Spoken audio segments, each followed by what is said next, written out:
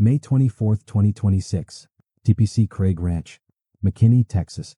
The temperature was pushing into the high 80s, the wind had gone almost completely still, and the conditions were as close to perfect scoring weather as you'll find anywhere on the PGA Tour.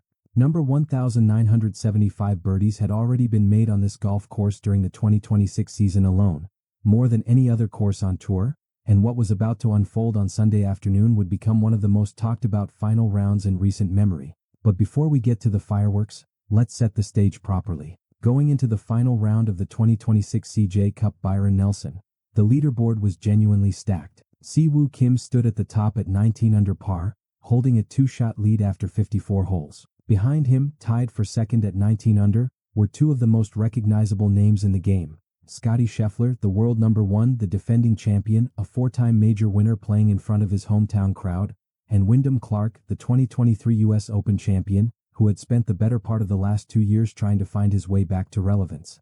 On paper, the final round belonged to either Kim or Scheffler. Clark was the afterthought. He came into the week ranked 82nd on the FedEx Cup points list. His best finish of the entire 2026 season was AT13 at the American Express. He had just missed the cut at the PGA Championship the week prior, with his driver costing him badly on a tighter, more demanding layout. And his last victory on the PGA Tour? That came all the way back at the 2024 AT&T Pebble Beach Pro-Am, more than 2 years before this Sunday in Texas. To understand why this moment meant so much, you have to go back and look at what Clark had been through. In 2024, Wyndham Clark was ranked as high as number 3 in the world. He had won the U.S. Open in 2023. He made the U.S. Ryder Cup team in Italy, the U.S. Olympic team in Paris, and the U.S. President's Cup team in Montreal. He was, by every measurable standard, one of the best players in the world. Then 2025 happened. At the PGA Championship, Clark threw a club in frustration that nearly struck a volunteer. Then at the U.S. Open at Oakmont, video went viral of Clark destroying a locker inside the clubhouse. The narrative around him shifted almost overnight, from a compelling story of a young man who had overcome the loss of his mother to cancer during his college years, to a player who couldn't manage his emotions at the highest level. He didn't make the 2025 Ryder Cup team at Bethpage. He didn't sugarcoat it when asked about it afterward. "It pissed me off, but I knew I didn't earn it," Clark said. "I was more mad at myself." His world ranking fell from number 3 all the way down to number 75 by the time the Byron Nelson rolled around. He didn't qualify for any of the 2026 signature events. He wasn't in the conversation for the 2025 Ryder Cup at Bethpage or in the early buzz around the Medina picks for this fall. He was, in the eyes of much of the golf world, a cautionary tale. A player who had briefly touched the top of the game and then let it slip away through a combination of poor play and poor behavior. But Clark kept working. He overhauled his swing during the offseason. He put a pink Scottsdale Tech Ally Blue onset mallet putter in the bag at the Texas Children's Houston Open in late March. And he began developing a mental health and fitness app called Unlock, a project that had clearly changed the way he thought about performance and focus on the course. Going into the final round at TPC Craig Ranch, Clark was ranked 137th on tour in strokes gained, putting for the season. When CBS's Amanda Balionis mentioned that stat to him in a post-round interview on Saturday, he responded, "Geez, I don't think I've ever been that bad in a putting stat, so thanks for letting me know." What happened next was one of the great single-round performances in the history of this event. Clark birdied the par 4 second hole to get going. He added birdies on 4, 5, and 6, going 4 under through his first 6 holes. The crowd started to take notice. Meanwhile, Siwoo Kim was doing his job in the final pairing alongside Scheffler, making birdies of his own to keep pace. But on the par 4 8th hole, Kim 3-putted for a bogey, a rare mistake from a player who had been nearly flawless all week. Clark made the turn at 4 under 33, and he had already sensed what was possible. "I knew when I made the turn at 4 under, I probably had to do the same on the back 9 to have a chance, and I beat that by a couple," Clark said. He was right. The back 9 was a masterclass. Birdie at 11. Then came the moment that changed everything. At the par 5 12th, Clark hit a 245-yard long iron to within 15 feet of the flag. He drained the eagle putt to take the solo lead for the first time all week. The putter that had ranked him 137th in the world just days earlier was now catching fire at the worst possible time for his opponents.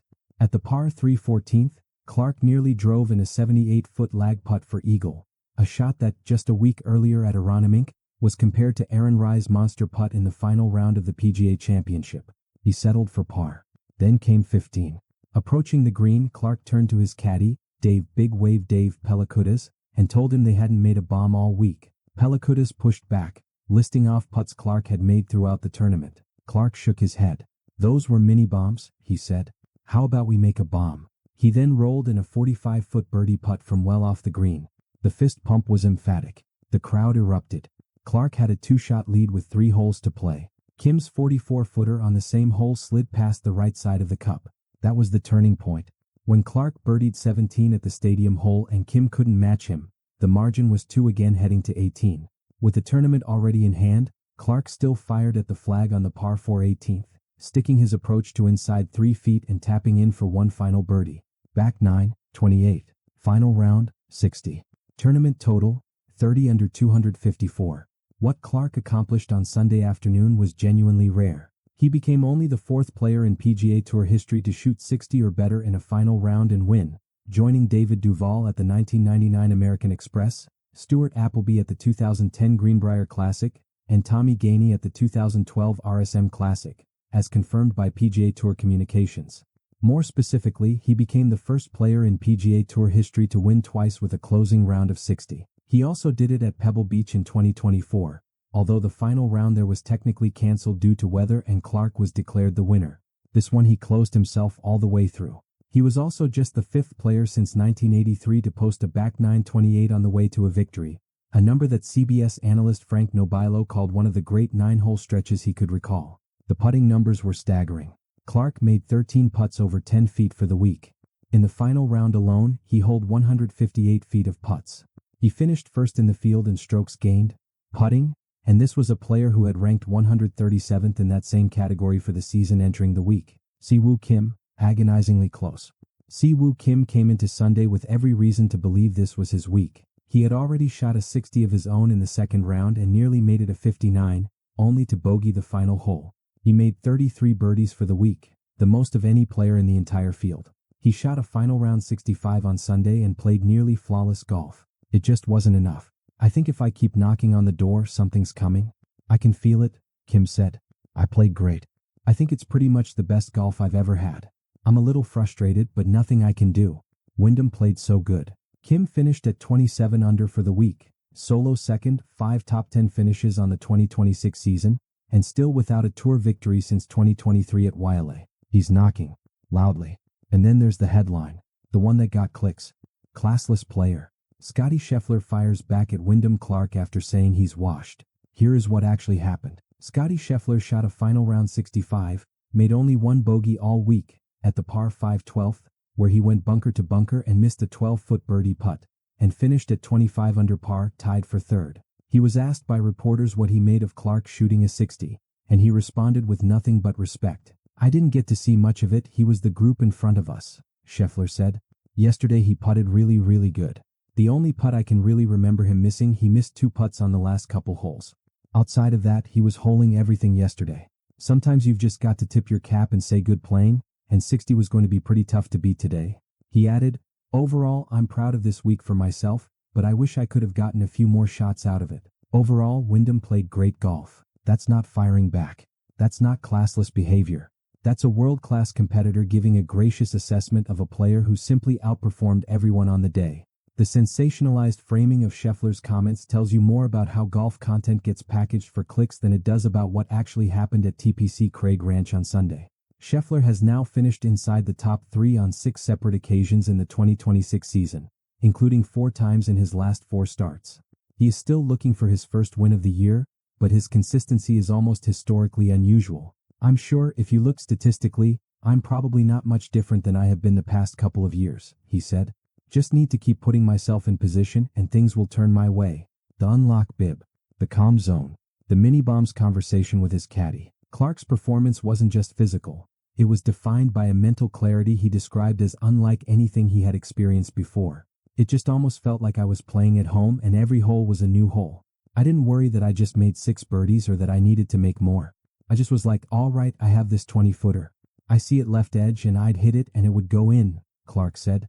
"It was a different zone than I've been in before, that's for sure." Even with the tournament secured, he still fired at the flag on 18. That aggression wasn't recklessness. It was the product of a player who had rebuilt his mental approach from the ground up. Clark earned 500 FedEx Cup points with the victory, jumping significantly from 82nd on the points list. His world ranking climbed sharply from number 75. And Ryder Cup captain Brandt Snedeker, who is building his team for Medina this fall, now has Clark firmly back on his radar. Clark withdrew from the following week's Charles Schwab Challenge at Colonial Country Club to rest. The second straight week a tournament winner made that move after Aaron Rai did the same following his PGA Championship victory. The final round broadcast averaged 3.5 million viewers on CBS, a 20% increase from the prior year and the most-watched Byron Nelson finale since 2004. At its peak, viewership touched 4.6 million as Clark was closing out his round. Clark put it simply after the round, "The greatest thing about having a downfall like that is the comeback. Today feels really special after having a really tough year and grinding it out." At 32 years old, with his fourth PGA Tour victory secured and a putter finally working the way he needs it to, Wyndham Clark is back, and the U.S. Open at Shinnecock Hills is just weeks away.